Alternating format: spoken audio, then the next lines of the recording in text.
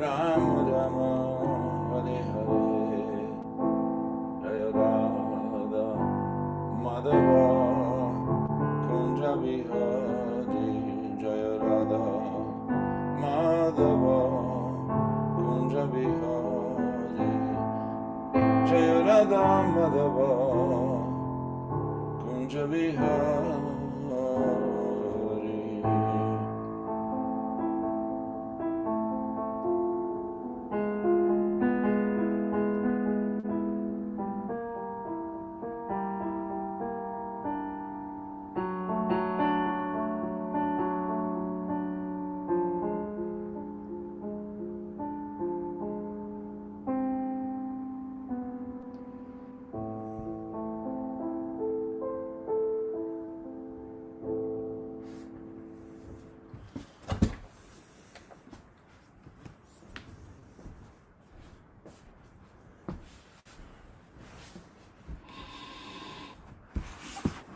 Good morning, devotees. Hare Krishna. We are reading from the Srimad Bhagavatam. We just started the 12th chapter of the 5th canto. We are in verse number 2.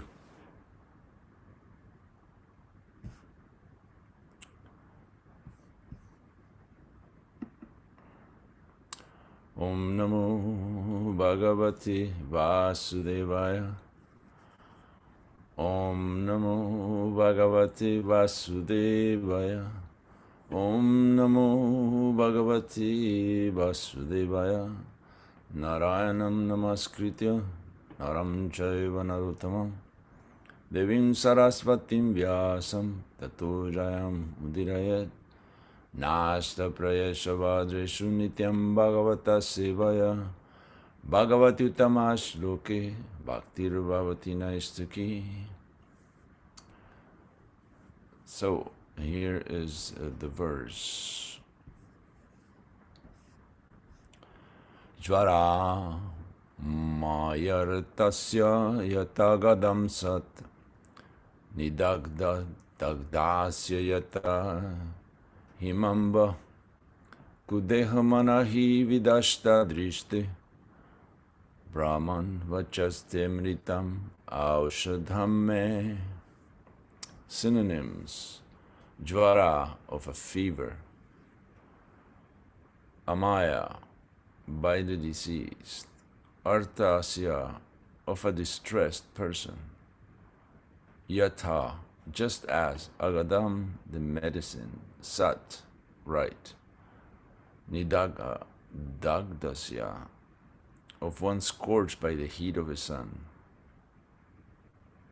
Yatha, just as; Hima Amba, very cold water; Kudeha, in this body made of matter and full of dirty things, such as stool and urine; Mana, of pride; Ahi, by the serpent; Vidashta, bitten; Drishte, of one whose vision; Brahman, O best of the Brahmans; Vacha, words; Te, your; Amritam, nectar; Aushadam, medicine; Me, for me.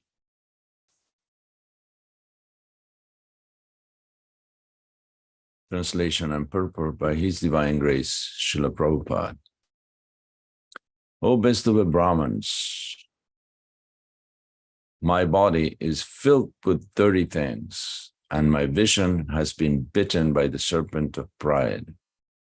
Due to my material conceptions, I am diseased. Your nectarian instructions are the proper medicine for one suffering from such a fever, and they are cooling waters for one scorched by the heat.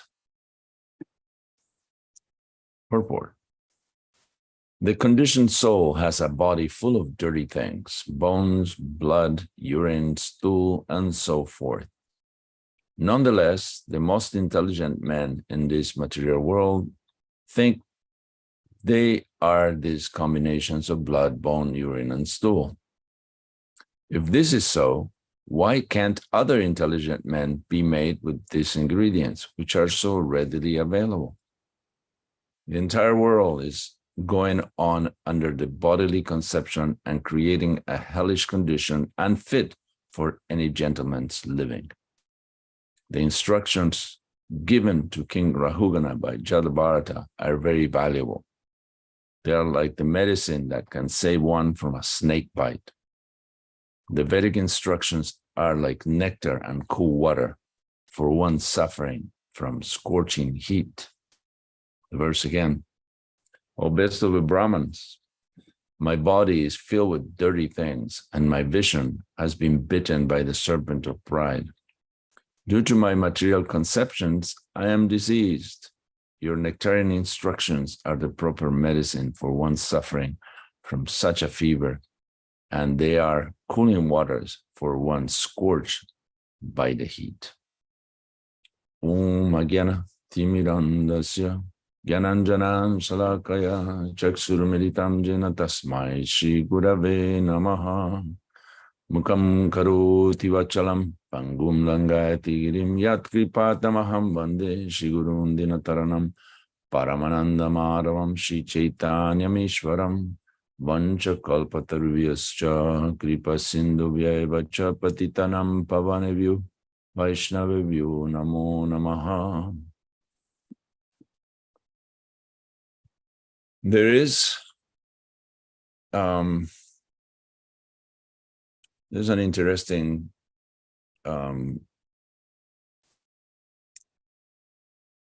word here, used here, which is pride.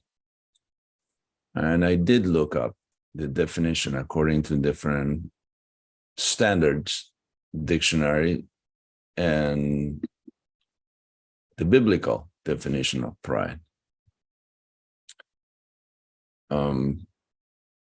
The definition of the dictionary for pride is a feeling of deep pleasure or satisfaction derived from one's own achievements, the achievements of those with whom one is closely associated, or from qualities of possessions that are widely admired. Another definition is consciousness of one's own dignity. So there is no negative implication of pride, a feeling of deep pleasure or satisfaction. In other words, reasonable self-esteem, confidence, and satisfaction in oneself it's all good. But this is a mistake. It may be used in this way, but pride is actually not understanding. Just like in the Bhagavatam, we heard recently that all these things that we may be so-called proud of are simply modifications of the earth, because it's like a sand castle. There are things that you cannot really claim as yours or possess in any sense of the word, because they vanish, because they're not ours, whether it be a kingdom, scores of friends, titles like nobility, or educationally related titles, or work related, or family, however many possessions you may have. This cannot be the cause of pride, because they're temporary. They're here today, gone tomorrow. However, just to see how degraded the world is, people are proud of how they tie the shoelaces. They're proud of anything. Oh yeah, we have the best football team, or we make the best this or that, or my son is an honor student, or my town was voted the most livable town, the least amount of crime and vandalism in the state.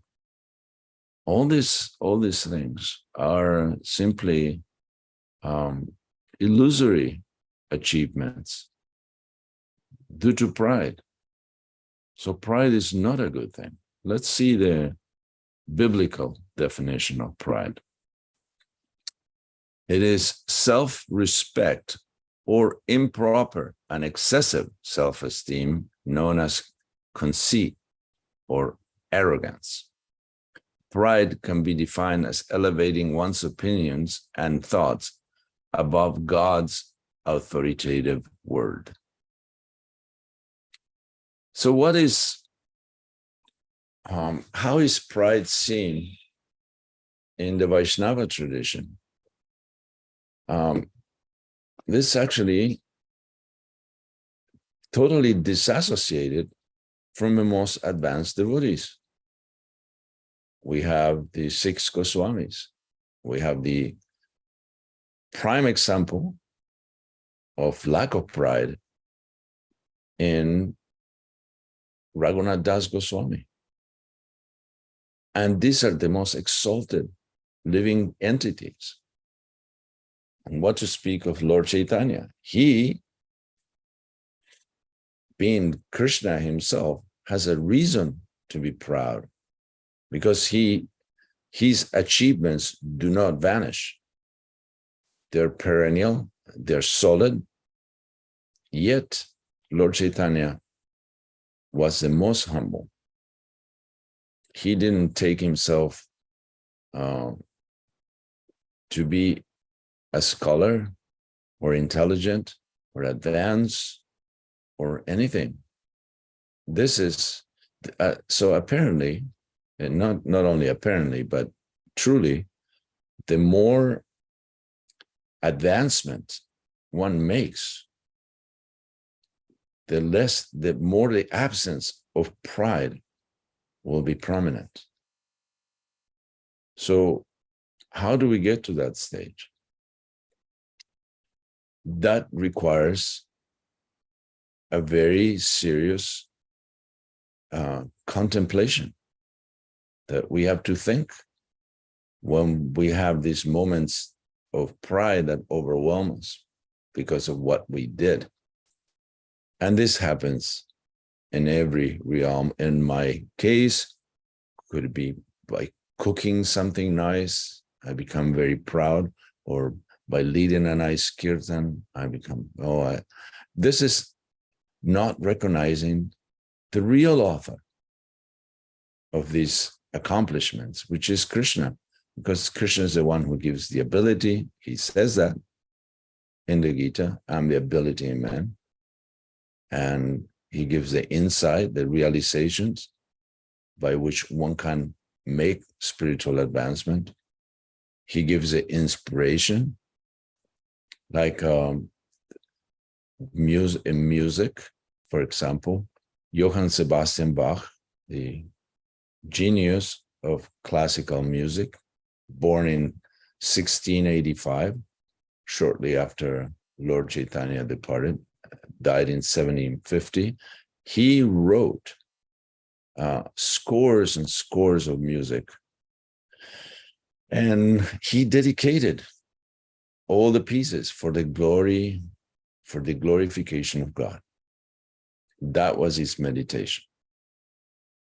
He wrote some of the most astonishing, virtuosic, and beautiful pieces of music ever written in whether the East or the Western world. And still, he dedicated everything, and he knew, very conscious, that it was for the glory of God. So, what to speak of us? We just play a couple melodies, and we think we're a big shot of some sort. Any sort of ability, any skill, any accomplishment, we should immediately recognize this is not me. And sometimes it happened. I remember at least once that I made a sweet dessert, and after offering it, I tried it, and I could tell, oh, this is way above my pay level. I didn't make this. I could recognize that I didn't have the skills to create such a masterpiece, that must have been Radharani's hand that intervened, that I didn't interfere enough with my pride, that the dish actually came out right. So this is the mentality that we should keep constantly in our endeavors. Just like right now I'm speaking to you, all of you, but it could be anybody else. And anything of value that I may say is because Krishna must have given me the inspiration. And it's hard to remember the things because we take pride in ourselves, just like a child that because of their tender brain that is not fully formed, they have this particular psychology that in order for anything to be valuable has to come from them, has to be their idea. That's how you usually deal with children. If you want them to obey you, you have to convince them that what you want them to do has been their idea. And if they're convinced of that, they will do it. It's pretty simple. So most adults are like that they're very attached to their idea. And when it is repeated by others, they don't like it. Even if it was their idea, because it has to be recognized, the accomplishments. And the accomplishments that we get in the material world are usually based on envy. In other words, in order to be number one, there has to be a number two, number three, number four, et cetera, et cetera. So it's by putting down others, by diminishing their merit, that we exact some sort of pleasure, perverted pleasure. That's pride. Pride. I am better than you. That's what pride really means. I am better than you, even though we are not. What are we? We are servants of a servant, of a servant, of a servant, of a servant, a million times of Krishna's servants. And I've said this before. We cannot be Krishna's servants. We can only be many times removed servant of a servant, because all those posts as Krishna's servants are taken by Mother Yasoda, by Nanda Maharaj, by Devaki and Vasudev, by the gopis, by the gopas, by there's so many servants of Krishna. And then there is servants of the servants, the manjaris and those elderly gopas and gopis that help Mother Yasoda. And then there's their servants and their servants, and et cetera, et cetera. So if we want to join the circle, we'll be very, very removed, at least on paper, from anything resembling pride, because we are far removed. Yet the pleasure derived is the same or higher, which is inconceivable because it is the opposite of pride. And even in the Old Testament, it says that only the humble will enter the kingdom of God. So humility is primordial. In the third stanza of the Shikshastaka, where Lord Chaitanya said, Trinad api sunichana. The word humility is first use, that one needs to be more humble than a blade of grass. And humility and pride are mutually exclusive. One can be proud of being a devotee of Krishna, but that's also sometimes backfires. Just like Hridayananda Maharaj told me that he wrote to Srila Prabhupada saying, now that I am a devotee, blah, blah, blah. And Prabhupada wrote back, he said, Lord Chaitanya never called himself a devotee. How come you do? So the position of a devotee, that we may be, oh, I'm proud of being a devotee for so many years, that is, again, the wrong thing to do. One cannot be proud of anything. Oh, I've been loyal, I've been following the principles, I've been chanting my rounds, I've been doing service, I've been helping others. But the result shouldn't be pride. This is our duty, and we should be grateful that we have been given this opportunity to practice Krishna consciousness, even though most likely we do not even deserve that. So there is no real cause for pride in the sense of high self-esteem or undue confidence, because it's poison, because it will cripple our devotional advancement. This simple thing, like becoming proud of some accomplishment that is only due to Krishna's mercy, the devotee's mercy, is actually detrimental to our spiritual life. So why keep it around? It's because of a perverted pleasure that we get out of it. Just like parents are attached to a child, even if a child is a bad seed. They're just attached, and they derive pride out of their children, even if their children are complete morons. This is pride.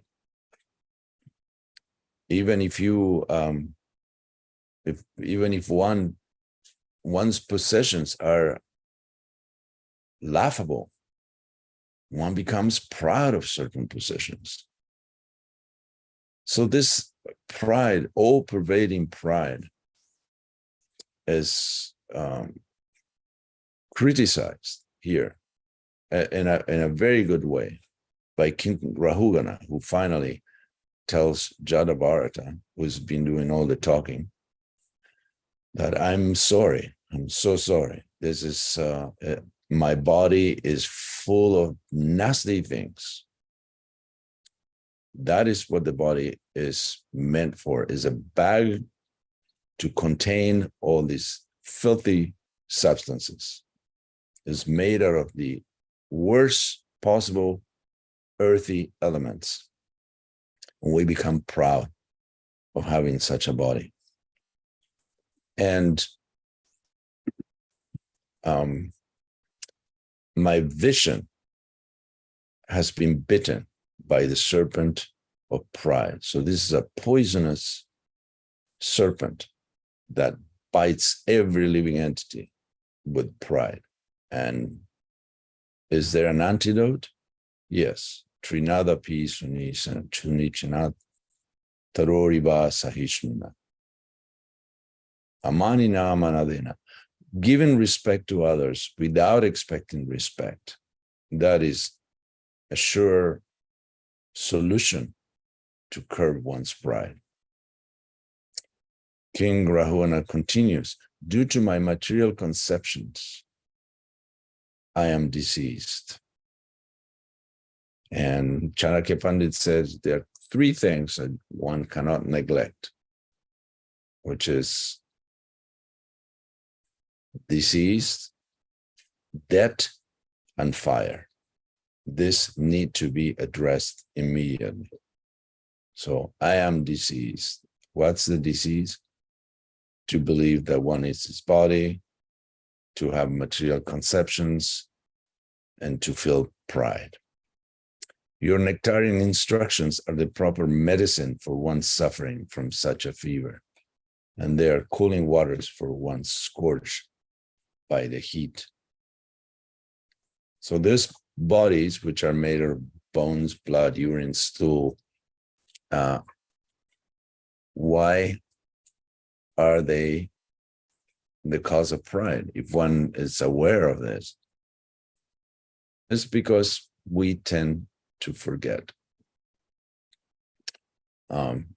We are not in a healthy condition at the moment, so we forget what's important and remember bits and pieces, and we get very mixed up. This is a combination of our conditioning through so many lifetimes that we have been shaping our personalities in such a way that now we have this seemingly incurable diseases like pride and conceit. So intelligence means to recognize them and to give them up. To give them up, like they have no value. So we can see here in the purport how Prabhupada said the entire world is going under the bodily conception and creating a hellish condition unfit for any gentleman's living. This is the result of the bodily conception of life. I, me, mine, my country is better than yours. My race is better than yours. My religion is better than yours. My body is better than yours. And we create a hellish condition, unfit for any gentleman's living. That's why we need to give the things up to create a better world for others and for ourselves. So the instructions given to King Rahugan and by Jadabharat are very valuable. They are like the medicine that can save one from a snake bite.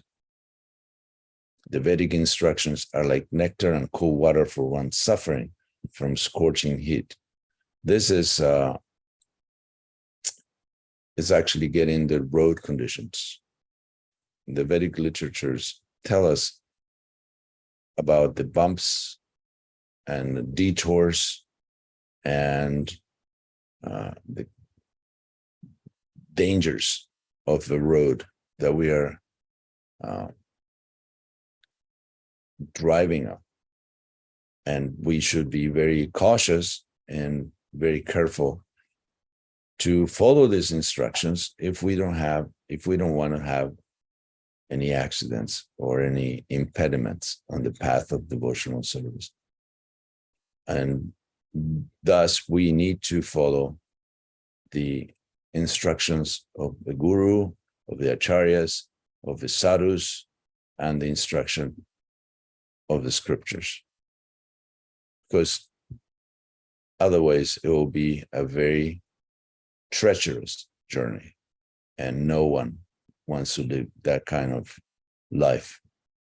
Even if they are very adventurous, that is one adventure that one doesn't want to undergo. So there is homework for all of us to identify our pride, which is really not worth keeping, because it's probably some ridiculous thing that we are proud about. So recognize and give it up. Give it up. And that will give one more satisfaction that to keep it and to pump it up. Just like the satisfaction of smoking a cigarette does not compare with the satisfaction of knowing that one has control over one's senses and is able to turn down smoking, even if one was a smoker. So that pleasure is higher. Okay. I think either I said enough or I run out of things to say. So I welcome the devotees to participate if they have any comments or questions or realizations.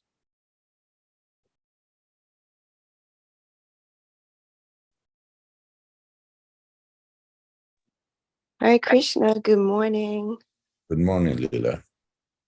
Well, first, I just would like to say I have a lot of gratitude that you're giving class this morning and that you're healing and that prayers are being answered in that way by the Lord. And I really did appreciate, especially your discussion on pride, being bitten by the serpent of pride, and, thinking of things that we should be applying to change that, like gratitude, being in the right position, realizing, how we're these tiny, tiny little infinitesimal jivas. We're not these big things that we puff ourselves up to think that we are. But I also, I love the word in this, the proper medicine for the suffering from such a fever. And I was thinking that, you can be given medicine in the physical world and you can take it in the wrong way. I always think it's funny how they say, take this medicine until you finish it. And I'm thinking, well, who would stop taking it before but you know what? Sometimes people do. They don't take it in the proper way. Or you can go and you can get the wrong thing. You can decide, I have this wrong with me, and go to the drugstore and buy the wrong medicine and literally not get better and maybe make yourself sicker. So it was really, to me, to say that this is the proper thing, that devotional service, that hearing and reading and chanting, this is the proper medicine. This is what cures us of the craziness of Maya and of thinking that we're so special and big and wonderful that we control. And so just what you said, identifying what those things are that I'm prideful about, and it's subtle. It's sneaky, it's insidious. It's not, those are the kind of pride, like you said, oh, I made this great meal, and oh, I did this wonderful. Oh, I've been chanting for consistently now for, all of those things. That's subtle. It's not the things you think that are going to trip you up. So asking Krishna to make me aware. And when I become aware, to surrender more, to be willing to just surrender as much as I possibly can on a daily basis, and to show up for devotional service as much as I can, and be grateful that I can do that, to have gratitude that I wake up healthy enough to chant, that Krishna wakes me up early. All of those things, it's not about me. Bhagavad Gita says the greatest splendor in the world is just a small spark of Krishna, of how wonderful and huge and all-encompassing he is. And so just remembering that. And thank you so much. And I am so really happy to see you here today. Hare Krishna. Thank you, Lila Kishori. Yes, you're right. It's a monumental task, because it's actually purchasing our ticket back to Godhead if we can actually do things, these adjustments that they seem so simple. Vishwanatha Chakravarti Thakur in the Madhurya Karambini describes the daily ups and downs of the devotees, and riding on the waves of Maya and imagining that is Krishna consciousness is one of them. So pride comes right along. Even when I heard about Krishna consciousness for the first time, and that the purpose of life is to become a pure devotee of Krishna, I immediately, my material mind made calculations, and I anticipated that it will take me at least a month to become a pure devotee. That was my pride. And since then, it's been crushed consistently. That, oh, I'm so far. The closer I get, and I don't get very close, the farther I know I am. I can see the distance. It's like getting the right prescription of glasses, and then you can see better, and you can see that the distance is larger. And then when you think you're getting closer, it's actually time to go to the optometrist again, and get a new prescription.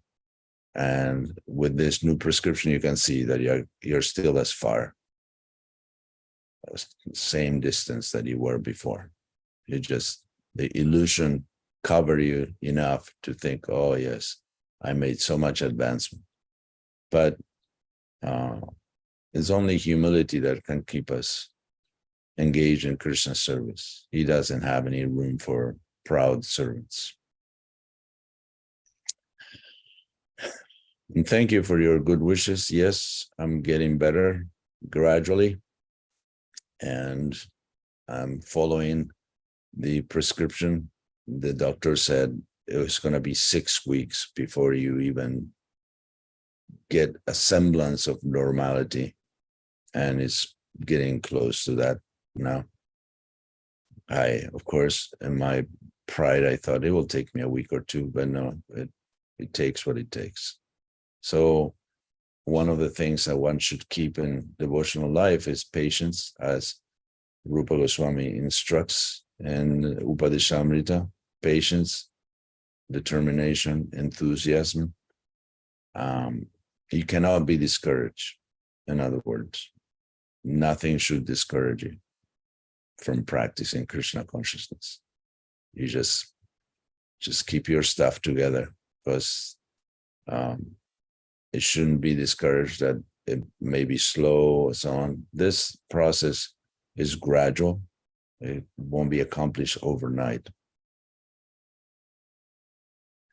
Any other questions or comments, please? Sure. Dr. Prabhu. Hare Krishna. Hey, I too am glad to see you. I miss you when you're not here. Thank you. It's nice to hear from you. I appreciate your perspective on things. And I like your discussion of the issue of pride. Pride is it's a great subject. It's an important subject because pride is, I think of pride as like the fuel that drives our illusion. Maya has her various shackles, and pride is the taste derived from misidentification with the material body and things associated with the body. So it's all about illusion. It's all about Maya. And the biblical conception, pride is often said to be the root of, it's regarded as one of the 7 deadly sins, and considered to be the root of all the other sins that are all other sins spring from that initial pride, and this is not different from our own conception that pride is the beginning of our illusion, our false ego, the sense of who I am, what I am. We have a true identity. We have a real ego, but the false ego is misidentifying, thinking that I'm something that I am not. And pride is the taste that we derive from thinking that I'm something that I'm not. So it's what shackles us, what binds us to the illusion. And then in that state of misidentification, then we engage in all kinds of activity, which is it's all false because it's all predicated on a falsehood, and so nothing but trouble results. It's a state of madness. Everything becomes the activities of a crazy person, a mad person. And so it's true that all kinds of sins spring forth from that one initial mistake of misidentification with all kinds of upadis, temporary and false identities, designations that are actually different from us. But just like there is we have false ego, and there's also true ego. There is proper identity. There is also pride is generally, when we think of pride, we're speaking of false pride, but there is actually a true pride that when we understand our actual identity, our true identity, that we are Krishna's eternal servant, there is a taste to be derived from that, and that sort of pride is not madness.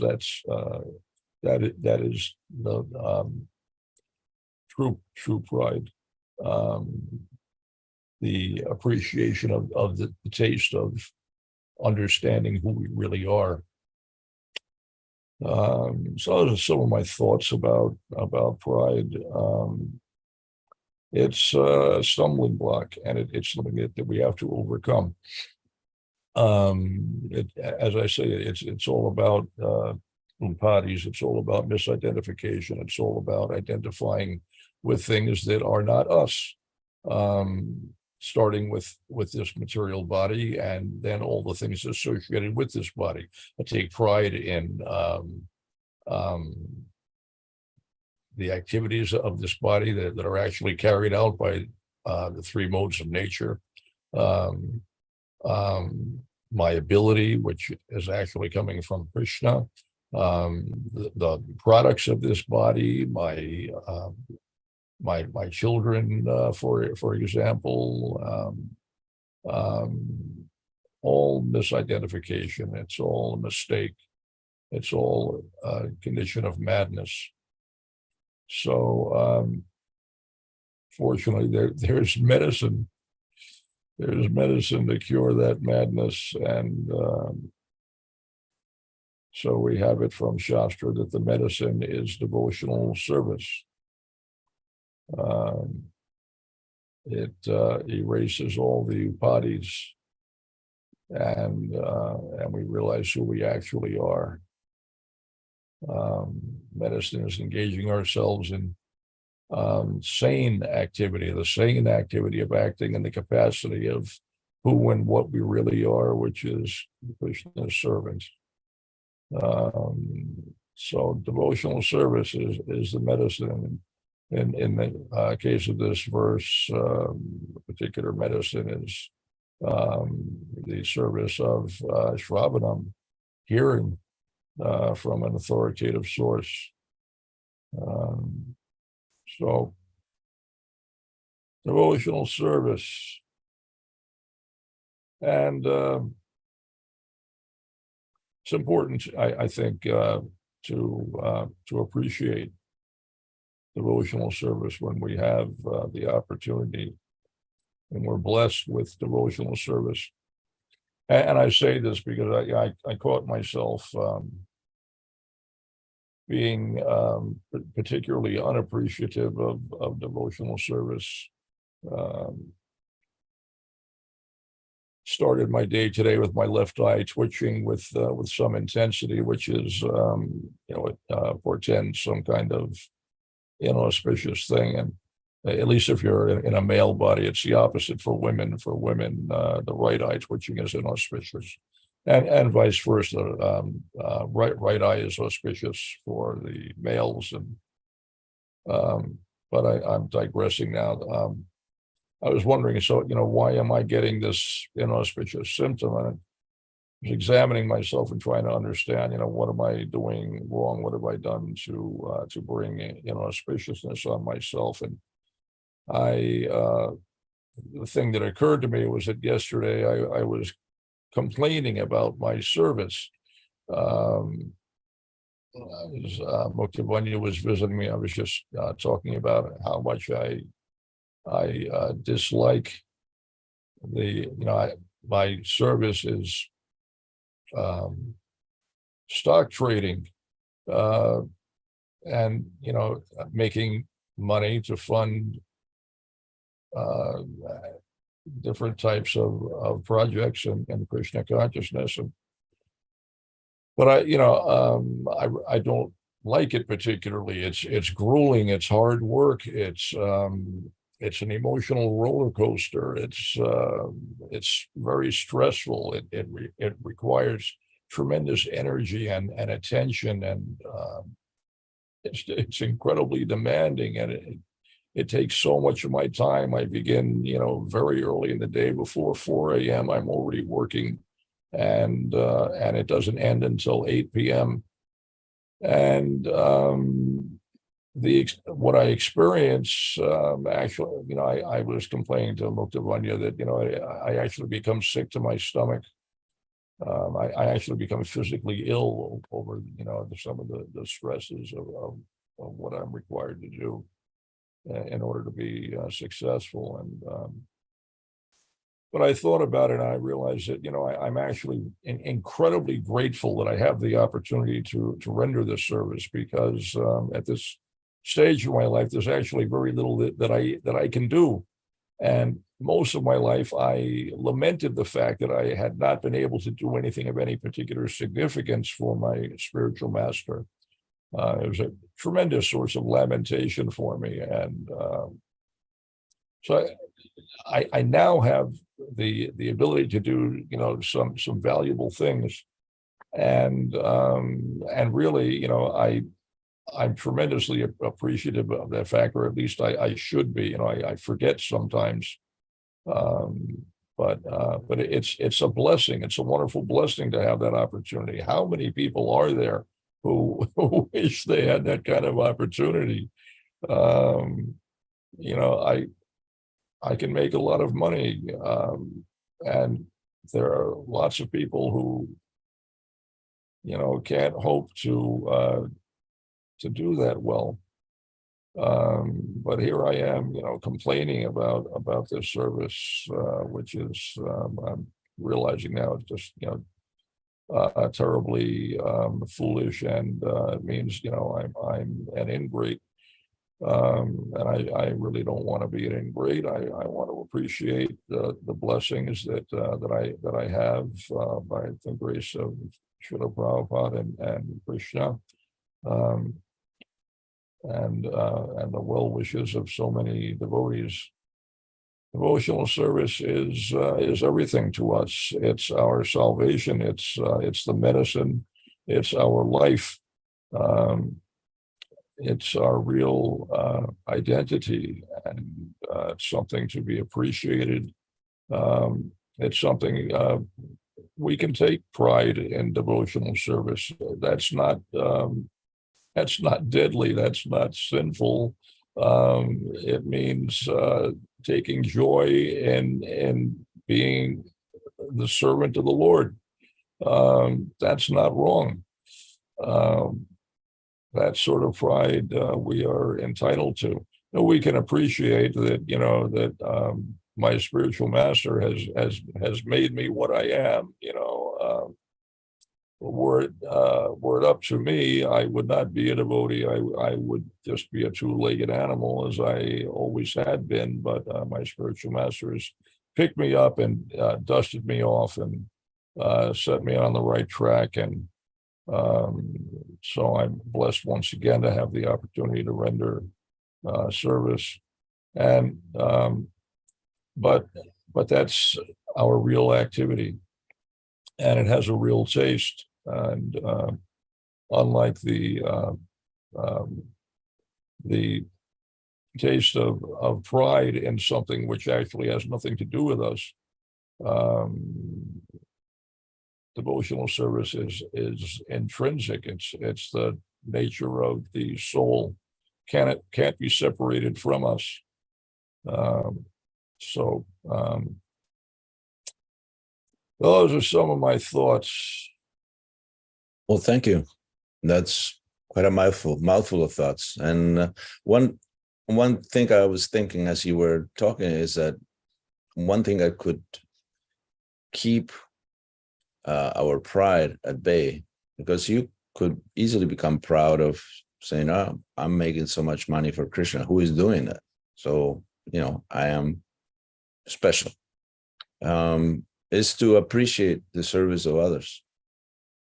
That is a good medicine to keep one's pride at bay. That, oh yeah, I may do this, but so and so, even though they seem to have just a humble service, but I'm very appreciative of that. I should be appreciative because I couldn't do it myself, and Krishna has delegated that particular service unto this person, and it's given me this other service because it seems like Krishna thinks that I can do it. That's the reason. Plus, mixed with your desire, of course, because you may have the propensity or the ability and so on. All right, we're coming to the top of the hour. Any other thoughts before we go on to the next program?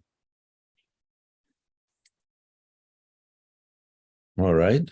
Well, thank you very much for tolerating my ranting, and I hope to see you soon. All glories to Srila Prabhupada. Grantaraj Srimad Bhagavatam Ki Jai. Hari Hari.